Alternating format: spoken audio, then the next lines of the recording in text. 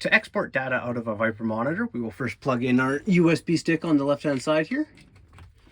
Once plugged in, we will go to Administrator, File Manager, and once File Manager opens up, it'll give you a list of all your files.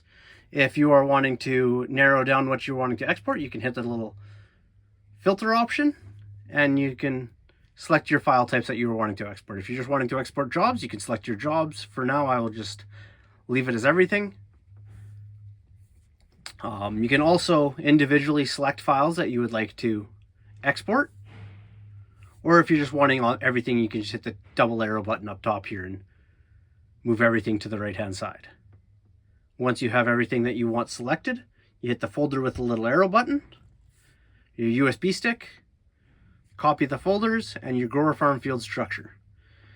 And there it'll ask you if you want a job report generation, if you want to report a PDF of all your jobs, or if you want to include the shape files as well. I'll leave those blank and I'll just hit export, and it'll go through the process of exporting all your data.